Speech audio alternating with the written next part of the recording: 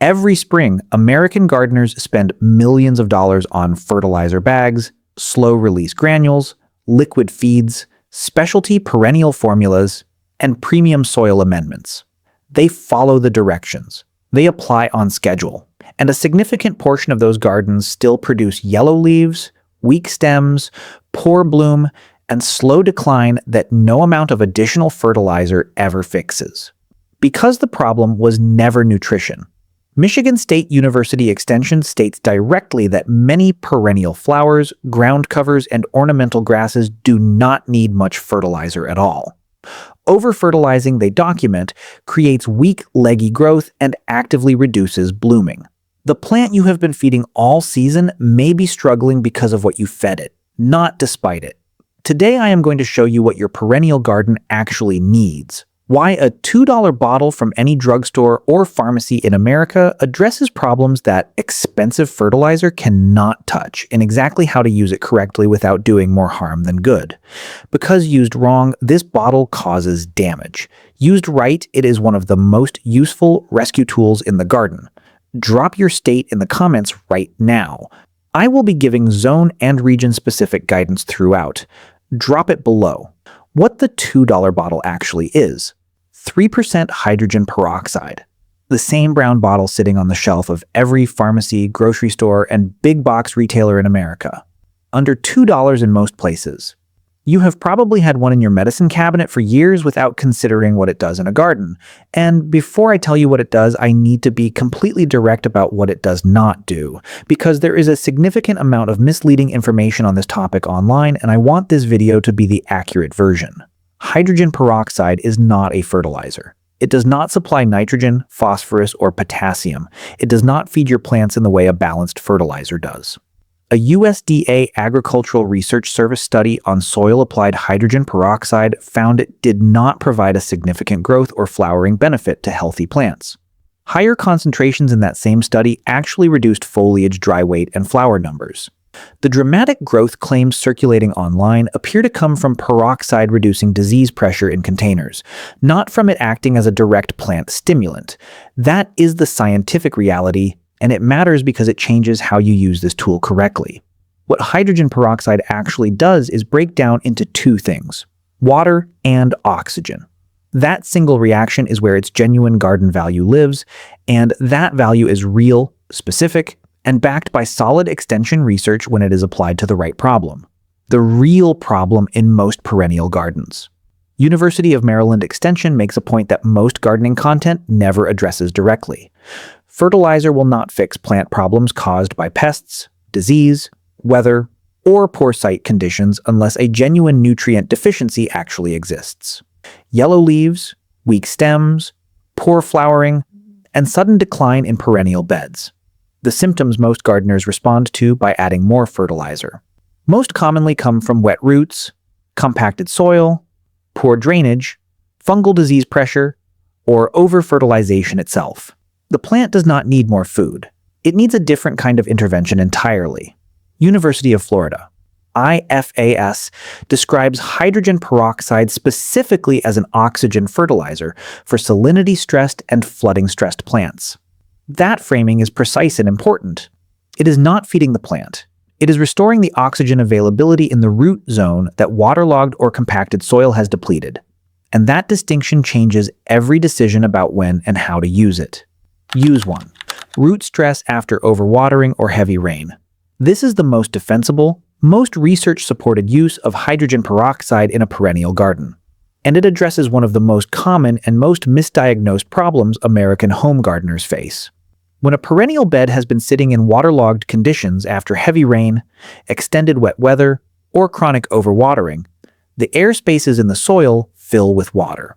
Roots need oxygen continuously. In oxygen-depleted, waterlogged soil, roots cannot function normally. They cannot absorb nutrients. They cannot generate new growth. They become vulnerable to the anaerobic bacterial populations that cause root rot. And the visible symptoms above the soil surface, yellowing, wilting despite wet soil, sudden decline, appear days or weeks after the underground damage is already underway. A mild hydrogen peroxide drench temporarily improves oxygen availability in the root zone at exactly the moment the plant needs it most. The formula that University of Florida IFAS gives for homeowner application is deliberately mild. 1 teaspoon of 3% hydrogen peroxide per 1 gallon of water. Not the stronger recipes that circulate online. Not the formulas using 35% food-grade hydrogen peroxide that can cause serious chemical burns to roots and soil biology. 1 teaspoon, 1 gallon. That ratio. Apply it around the root zone of visibly stressed plants after waterlogged conditions. Use it once. Then fix the actual underlying problem. Because hydrogen peroxide is a short-term rescue tool, not a long-term solution. If the drainage problem that caused the waterlogging is not corrected, the same conditions return and the same damage repeats. Mississippi State University Extension specifically recommends working organic matter into perennial beds before planting, because plants stay in place for years. And the soil preparation has to be right from the beginning. Fix drainage permanently with compost worked deeply into the soil, raised beds above problem areas, or redirected water flow away from the bed. Use 2. Cleaning tools and containers. This is one of the safest and most consistently useful applications of hydrogen peroxide in any garden, and one that most gardening videos never cover at all. Dirty pruners, trowels, and containers carry bacteria, fungi, and viruses from sick plants to healthy ones. Every cut you make with a contaminated pruner is a potential infection point. Every pot you reuse without cleaning is a potential disease reservoir for the next plant that goes into it. University of Minnesota.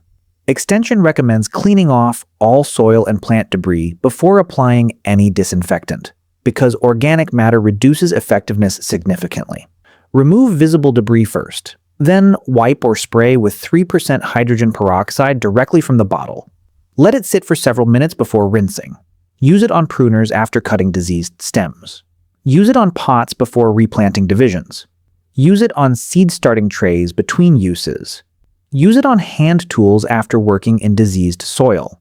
This application costs almost nothing, takes less than 2 minutes per tool, and prevents the invisible spread of disease that quietly undermines plant health across an entire garden season. It is one of the highest value uses of this bottle, and it requires no dilution, no special technique, and no timing consideration. Use 3. Fungus gnats in potted perennials and indoor starts. For outdoor perennial beds, fungus gnats are not typically a significant problem. But for potted perennials, seedlings being started indoors, or divisions being rooted before transplanting, fungus gnat larvae in wet potting mix can damage developing root systems before the plant ever goes into the ground. Cornell Cooperative Extension documents a mild hydrogen peroxide drench for fungus gnat larvae in container soil. The formula is stronger than the root-stressed drench, 1 part 3% hydrogen peroxide to 4 parts water, applied to moist potting soil. The oxygen released by the peroxide disrupts the larval environment in the top layer of the mix where larvae live and feed on root hairs. One important note from the same extension source. Moisture control and drainage are the actual cure. Fungus gnats establish in consistently wet potting mix. The peroxide drench addresses the symptom. Letting the top 1 to 2 inches of potting mix dry completely between waterings removes the wet conditions larvae need to survive. Use the drench as an emergency intervention. Fix the watering habit as the permanent solution. Use 4. Surface disease pressure and sanitation. Powdery mildew, the fungal disease that appears as white powder on the leaves of phlox, bee balm, asters, and coneflowers in midsummer, creates one of the most common and most frustrating perennial garden problems in America. Hydrogen peroxide is an oxidizer that can reduce some surface organisms on contact. It is not a systemic fungicide, and it does not eliminate established infections inside plant tissue. But, as part of a broader sanitation approach, it has a role. Clemson Extension's guidance on powdery mildew emphasizes early treatment, thorough leaf coverage, and rotating control methods when repeated applications are needed.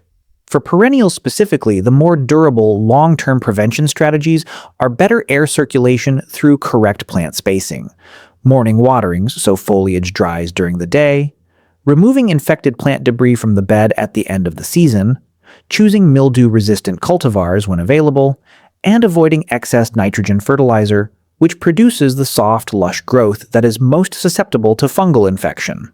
A light spray of diluted hydrogen peroxide on early mildew symptoms as part of a broader management approach can help. Used in isolation as the only response to a powdery mildew problem, it will not be enough. What the research says you should not do. This is the section most videos on this topic skip entirely, and skipping it leads gardeners to use this tool in ways that cause damage rather than benefit. Do not use hydrogen peroxide as a weekly tonic on healthy perennial beds. Hydrogen peroxide is an oxidizing disinfectant. Repeated soil drenching in strong concentrations disturbs living soil biology, including the beneficial mycorrhizal fungi that extend root nutrient absorption by up to 700% according to USDA research. The very biology that makes healthy soil function can be disrupted by excessive peroxide application. Do not apply it to drought-stressed plants. A plant under water deficit does not have the metabolic capacity to process the intervention. It adds chemical stress on top of moisture stress. Do not spray it on leaves in hot, direct sun. The oxidizing action on wet foliage and high heat causes leaf burn that looks like disease damage and takes weeks to recover from. Do not use concentrations stronger than the extension recommended dilutions. The internet is full of recipes using 35% food-grade hydrogen peroxide. At those concentrations, the chemistry that helps at low doses becomes corrosive. Root damage and soil sterilization are real risks at high concentrations. 3% from a drugstore shelf is the correct starting point. The extension dilutions from there are the correct application rates. What your perennial garden actually needs most. Here is the most important thing this video can tell you. Michigan State University Extension says 1 inch of compost or leaf mold applied to a perennial bed each year can often eliminate the need for additional fertilizer entirely. Not reduce it, eliminate it. The soil biology that processes compost into plant-available nutrition, the same biology that hydrogen peroxide in excess can disrupt, is the most effective and most cost-efficient fertility system available to American home gardeners. Feed the soil, not the plant. The soil feeds the plant better than you can. University of Maryland Extension recommends testing soil every 3 to 4 years and fertilizing based on actual test results rather than on a fixed calendar schedule. Major nutrients, organic matter, and pH should all be checked. Outside the right pH range, nutrients you apply cannot be absorbed by roots, regardless of how much you add or how consistently you add it. Fertilizing soil you have not tested is a financial and biological guessing game, with consequences that show up as the exact plant symptoms most people attribute to needing more fertilizer. The full picture of what a healthy perennial garden needs is not complicated. Annual compost application, correct drainage, soil testing every few years, hydrogen peroxide kept in the cabinet as a first aid tool for specific rescue situations, root oxygen support after waterlogging, tool, and pot sanitation. Fungus gnat intervention in containers, early disease management. Used that way, it earns every cent of its $2 price tag. Drop a comment right now and tell me which of these 4 uses you are trying first and what state you are gardening in. I read every comment. If this video gave you one thing you are changing in your garden this week, subscribe right now. Research-based, zone-specific, practical gardening content every single week. No products to sell you. No sponsored recommendations, just honest information that changes what actually happens in your garden. The next video is already coming. Make sure it finds you.